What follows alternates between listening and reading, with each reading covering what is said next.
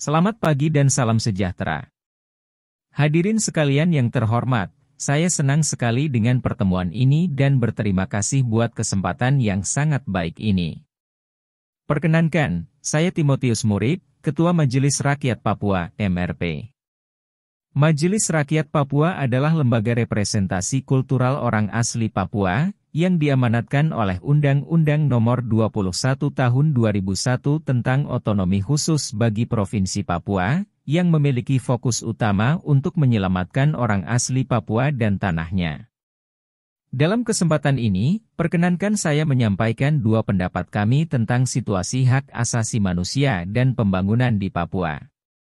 Pada hari ini dalam perspektif kami sebagai Majelis Rakyat Papua. 1. Situasi hak asasi manusia. 59 tahun lalu, 1 Mei 1963, Indonesia mengambil alih Papua dari PBB. Sebelum itu, orang Papua berharap dapat hidup dengan bermartabat.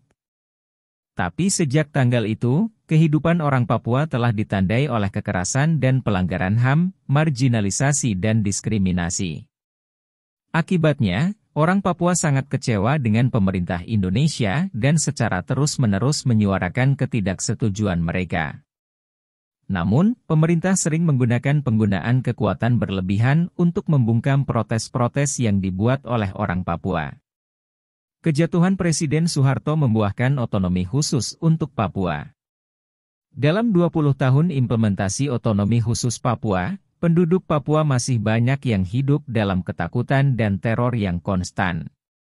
Hampir ratusan orang telah ditangkap, diinterogasi, diteror, disiksa, dan dibunuh oleh aparat keamanan negara di beberapa daerah di tanah Papua. Akhir-akhir ini kita mengetahui bersama situasi kemanusiaan dan pelanggaran HAM begitu meningkat khususnya di Kabupaten Intan Jaya, Kabupaten Puncak, Kabupaten Pegunungan Bintang dan Kabupaten Enduga. Pengungsian internal warga. Sejak tahun 2018 hingga November 2022, Majelis Rakyat Papua mencatat telah terjadi pengungsian internal warga asal beberapa kabupaten yang sedang mengalami konflik bersenjata antara TNI Polri dengan TPNP BOPM, seperti Distrik Kiwirok, Kabupaten Pegunungan Bintang, Kabupaten Enduga, Kabupaten Intan Jaya dan Kabupaten Puncak. Sangat terlihat jelas di sini bahwa budaya impunitas terpelihara dengan baik di tanah Papua.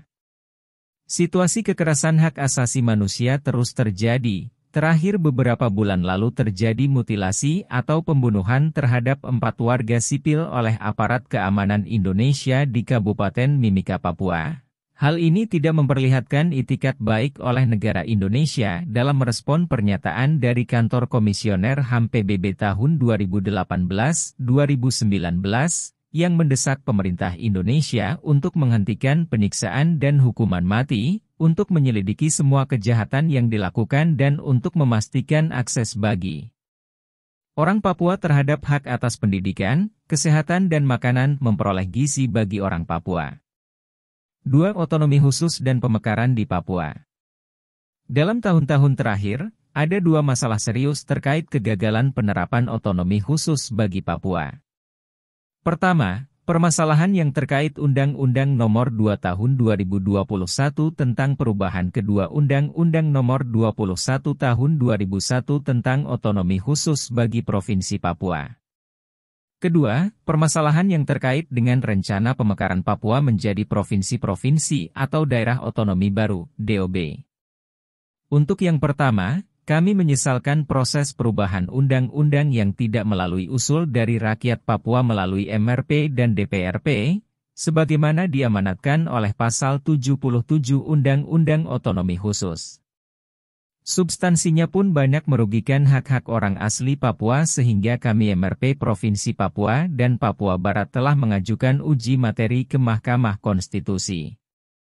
Pasal 77 sangat penting agar terjadi konsultasi dan partisipasi yang bermakna dari rakyat Papua, sesuai amanat Bapak Presiden dalam rapat terbatas Kabinet pada tanggal 11 Maret 2020 yang mengajak semua pihak, termasuk orang asli Papua untuk mengevaluasi Undang-Undang Otonomi Khusus.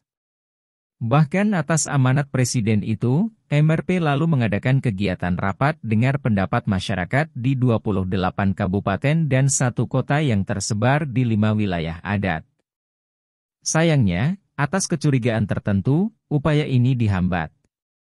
Jajaran aparat keamanan di Papua di bawah instruksi Kapolda dan Kabinda Papua melarang kegiatan rapat dengar pendapat yang merupakan kegiatan resmi lembaga MRP. Aparat menghalangi warga, membubarkan rapat, hingga menangkap dan memborgol beberapa staf kami seperti di Merauke.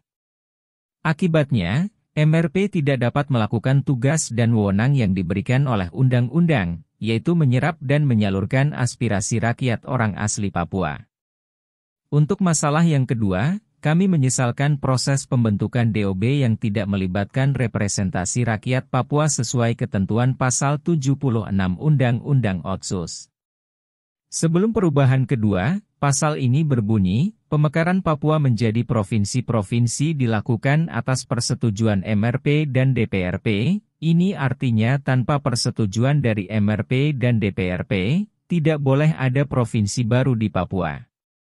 Intinya, jika kebijakan pemekaran Papua menjadi provinsi-provinsi tidak lagi dilakukan atas persetujuan MRP, apakah itu selaras dengan spirit otonomi khusus? Pemerintah tentu dapat melakukan pemekaran provinsi, tetapi itu untuk wilayah-wilayah yang bukan berstatus otonomi khusus, melainkan otonomi daerah. Dengan memperhatikan berbagai situasi objektif itulah, maka kami mengajak siapapun terutama kita semua yang ada di sini untuk menolong kami mendorong kondisi yang kondusif di tanah Papua. Demikianlah yang dapat kami sampaikan dalam forum yang terhormat ini. Sekali lagi, terima kasih. Sekian dan terima kasih.